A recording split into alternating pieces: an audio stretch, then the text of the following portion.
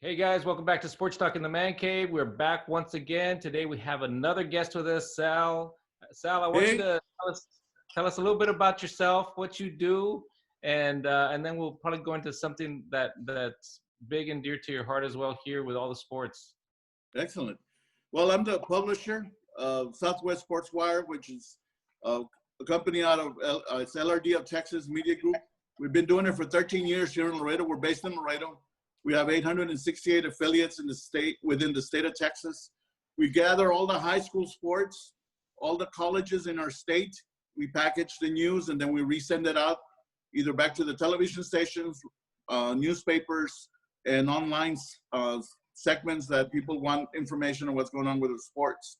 But we've been doing it for 13 years. The magazine is already up at about 42,000 subscribers per month on itself. And on the average, we're averaging about 840,000 viewers a day on everything that we post.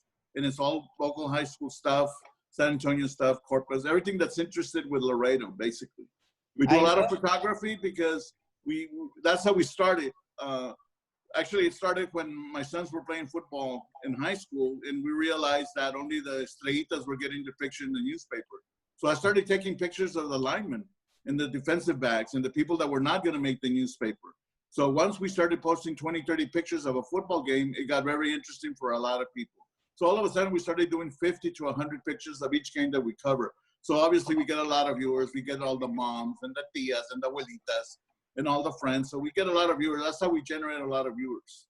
That's And pretty good. I really used to like to follow it, and more so checking scores and looking at pictures that you would take and going through different pictures of different games and stuff that you would Sal, post up there.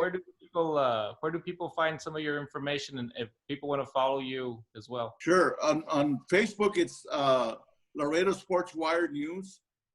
Okay. And on Instagram, it would be Southwest Sports Wire News Magazine. Nice, nice. And so let's talk a little bit about some local sports, and really it's really nationwide, really. But talking about football, and they wanted to change the UIL sport, football in particular, to a different time of the year.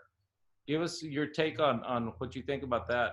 Well, the first thing I really like about all this is that it's a little bit open.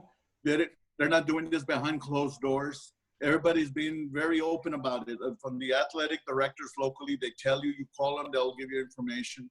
So UIL is looking at, if we don't get the virus under control this fall or in July or August, that they're going to push football, or going to try to push football to a February, March scenario. They will have to bump a couple of spring sports, say golf, tennis, maybe soccer, to the fall. Right. Either way, it has issues, but if you really look at it, it's a mind-boggling how to do that, because your football obviously is king in Texas. Friday night stadium lights are seen from space on how many stadiums we have light that get lit up each Friday and Thursday now, Thursday and Friday. So you move it to the fall. I'm sorry, to the spring. It also brings 100 and something kids per band, plus their parents and their booster clubs. So you're talking a big crowd moving around. You're talking about the dance groups, the cheerleaders, the ROTC people that always follow, plus the fans and the booster clubs. You're talking thousands of fans moving across Texas in February and March. You can create perhaps a nightmare for buses in so many ways. Because how do you move now the bands and everybody else in the spring when you have spring, which is basically baseball and softball and Right. track and field? See, track and field also is a big sport in the sense that you have over 100 participants, not just on the varsity, but the JV as well when you go to a track meet. So it's hundreds of kids that follow, and it's 100 sets of parents, perhaps, the grandparents, the tios, the cousins, the fans. So it can be a logistic nightmare if they move everything to the spring, and they will have to move some sports down. But what do you think of cutting baseball and basketball instead of 2 rounds, 1 round, and then cut the playoff teams involved? Well, including with football, say let's take the scenario that they move football to the spring. They really need to consider only having the first and the second team make the playoffs, and that's it, and all the sports in the spring. because it will create a logistic nightmare. You have baseball and softball having to go 4 teams deep into the playoffs, and then if they start flipping, and then all of a sudden it's 3 games, a series on each one, it'll take forever. So, but if you go it to the first and the second place team into the playoffs, it makes a little bit more sense. And statistic-wise, you also look at it, realistically, how many times has the number 4 position won the region in whatever sport? Is very rare, extremely rare, for obvious reasons. So if you shorten it, like you're saying, shorten the season to 1 round only, in softball, baseball, basketball, it makes sense because it's less travel, less movement, and you'll be able to get the seasons in before May or the playoffs at the end of May and early June. I agree with that. A lot of athletes and people I would be at least content. I don't see any sports taking place in the fall. I highly doubt any sport's going to take place in the fall. So if they use the excuse they want to move certain spring sports to the fall and certain fall sports to the spring, they're just going to cancel those spring sports because things going to take place in the fall. And they don't want to cancel football. They don't want to cancel volleyball. So they had no problem canceling track this year, which of course I agree with, but I don't want them to move it to the fall and then cancel track again. Right. Yeah, because the seniors for this coming year for 2020 and 21 are going to be out as well. So it'll be 2 years of no track if they don't move it around. Either way, the seniors, if they move it to the fall, the seniors that are coming in will not have a track season for 2 years in a row. Yeah, I think either way you see it, it's going to be torture, and it's going to be very, very hard to get any sports on the ground this year and maybe at the beginning of next year. So I think it's talking about it. But the other thing also is that the week itself is what everybody worries about. How many days do we have in a week? How many days can they play? UAL has certain rules. I'm sure they can make an adjustment. They already but have. If you're gonna try to keep all the sports in there instead of having say track and say golf and everybody else the way they normally do on Fridays and Saturdays, have them on Mondays and Tuesdays. Right. And that way you let football and baseball stay on the weekends, which will be more traditional for them. Hey, Gilbert, do you have any opinion on high school sports? Football in particular? No, I mean, I guess like what he's saying, I mean, as long as we can get them all in there somehow, they can correlate, work together to where also the weather is not a factor in some of these sports. I mean, I think that's also, that's also vital, because if you start one of those sports like golf, when it's a windy part of the year, I mean, it's gonna alter a lot of those things. Yeah, it's gonna be different, definitely. Well, let's kind of move on from high school sports over to a little bit of the NFL. First of all, we all saw, or we could have seen, what Ezekiel Elliott put up on was it Twitter or Instagram or Facebook or one of those. He put up his message and Forgot to turn on the audio. Forgot to video and audio, and and it looked like he had been using drugs. So that brings the question: do players in the NFL that use marijuana, does that disqualify them from claiming CTE problems later in the future? We know there's been some studies that show that marijuana does affect memory as well. Carlos, what do you think? I think the problems that come from CTE, memory is probably the least of the problems. So if you say that there's studies that show that marijuana affects their memory, I don't think memory is what they're worried about. I think what they're worried about is the depression, the anxiety of CTE. And, you've seen all these people commit suicide because of CTE and depression they suffer because of CTE. So I don't think they should be doing marijuana as athletes, even though some say it has benefits, but I do think they should still have the right to file for that assistance. Yeah, Charlie, what do you think on that? I believe that they should come up with something, as like you doctors from the medical field, come up with something that disqualifies the use of marijuana, because I really agree with Carlos that the use of marijuana may affect memory or may affect something else, but not the main things that are making these guys commit suicides, that are making these guys violent, that are, that's the major problem. And so I wouldn't like to see him disqualified. Yeah, I think there's no debate as to what as it's the hits that cause all that damage. It's not the marijuana because if you see somebody that smokes marijuana, like their brain's not gonna have CTE I without. know, and the big thing was when they were showing the Aaron Hernandez video that at the end they show a normal brain compared to his. Oh my, wow, there is a difference. I'm sure It he did was a little really smoke. eye-opening. That was really eye-opening. Definitely. So you all think CTE is still going to be out there for anybody, basically, at this point, Yes, for at unless least us two. I don't know about Gilbert and Sal, what they would have to say. I don't know, you guys, Gilbert. Well, Good. the problem I have with marijuana is an illegal drug in so many ways. If you have personal use, like it's going nationwide, how are you going to combat that scenario with the NFL rules? Because now almost every state allows for personal use. Where's the division? And does it give you Carlos Jr. has a point. Does it give you an advantage to smoke marijuana athletic-wise? Are you going to be a better running back? Are you going to be a better quarterback? You know, that I always wanted to see those. Yeah. Well, I think it's almost like when people go and sue companies, like they go and sue the baby powder Johnson & Johnson company because it caused lung problems, but they were smokers all their life. You know what I mean? It's like it's hard to say, okay, what caused what? Sure, damage, CTE does happen because of contusions, but you can also have other mini strokes. If you look at an old person's brain or a 50-year-old, 60-year-old, you're going to see damage in there from just clotting, from other strokes they've had. Some people have a lot of damage to their brain without taking the hits also. So you can't blame every lesion you see in a brain to CTE or the contusions they take. So there's a lot of reasons for a lot of different things that happen. But yeah, I can see that maybe it won't have any effect on them claiming CTE for this one. And even though it's being legalized to use for personal use, I believe it's still against federal law. Right.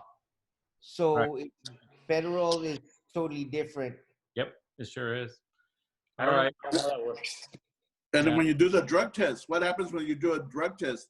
Even though you did personal usage, you're still going to show up. So that's what I meant earlier. And the NFL has their set of rules, whether they're smoking illegally at home for a little consumption that they're using, that residue is still going to remain in their system. And they get drug tested, it'll show up. Yeah, and they might change their rules to allow it. So we'll have to see how that goes, which is ridiculous. But yeah, what do you do? All right, guys. A couple of quarterbacks changed teams this time around here. What was that? Did Gilbert get his take on this one?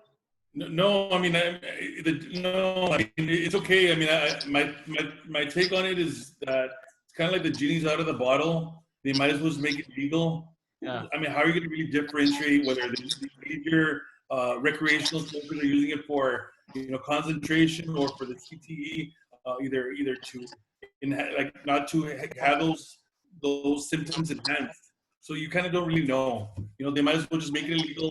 That way, there's no red tape. Yeah. I didn't even ask him because he looked like he was okay with the whole situation. Yeah, no, we're good. Hey, guys. All right. Let's go on to the next topic, man. Hey. So quarterbacks change team. Cam and Brady. Let's see. Cam went to New England. Brady actually went to Tampa. Who's going to have the better year? Let's make this one a brief comment. Cam. On this one. That's Cam? Cam. Gilbert, what do you think? I think Cam, I think he's a better quarterback.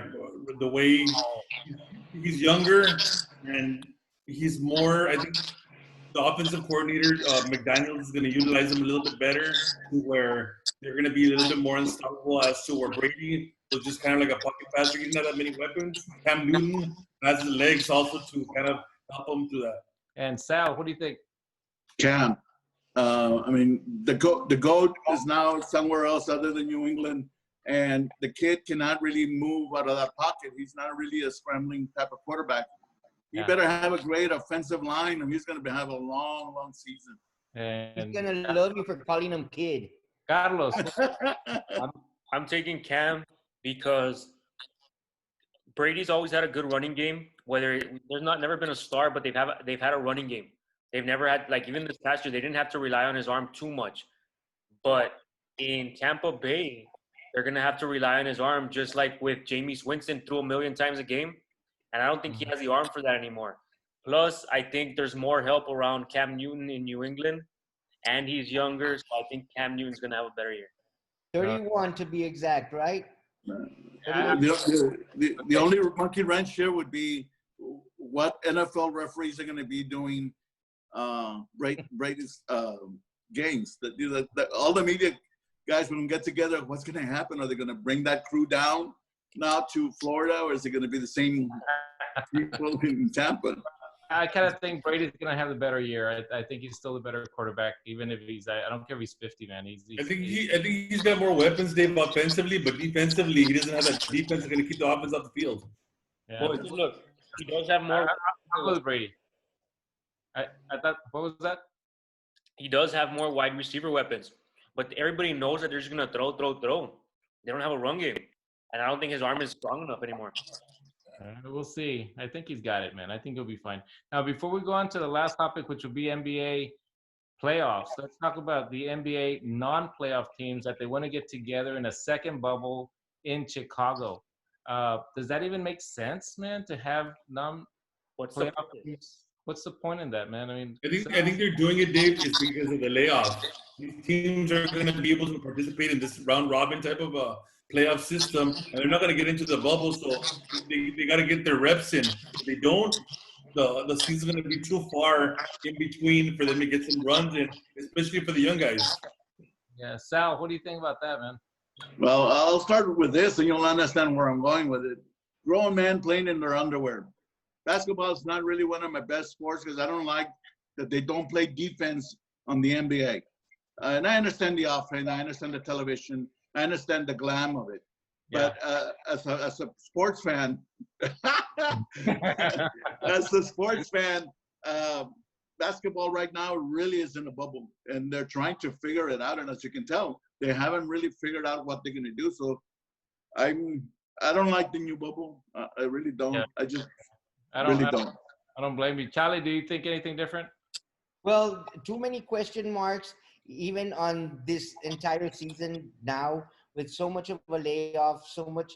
So I really, I don't like the idea of having one bubble and then much less in another place. But location, Chicago, why? So we have Las Vegas, and Las Vegas it handles a lot of games, and it could handle tons.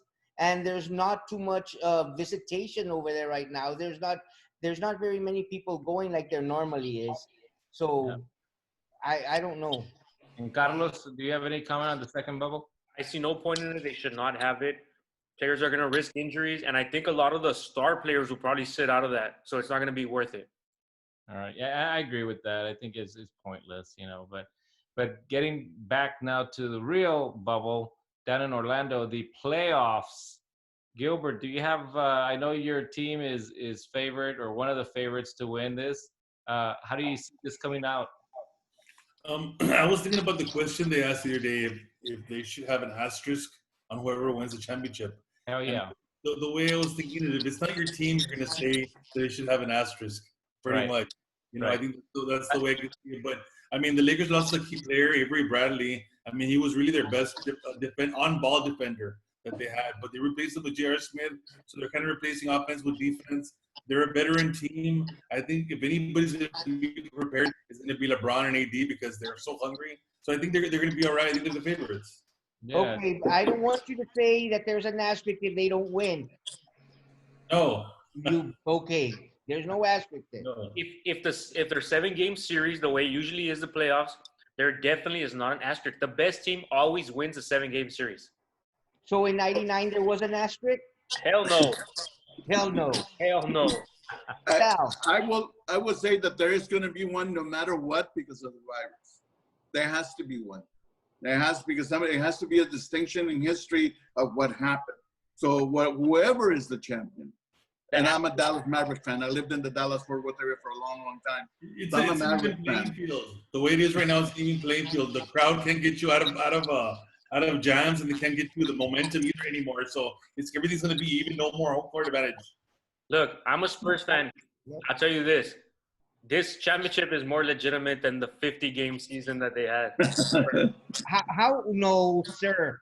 No, sir. How? There was no cut in between. Every team did exactly the same thing.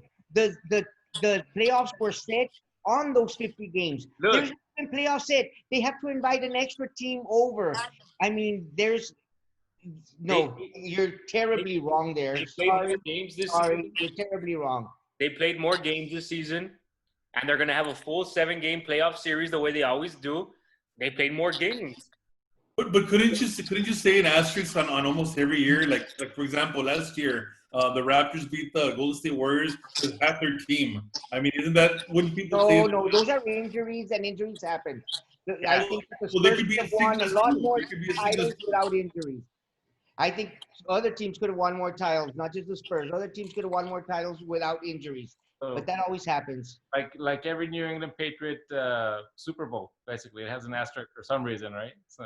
How much time do we have, fellas? Don't get me started.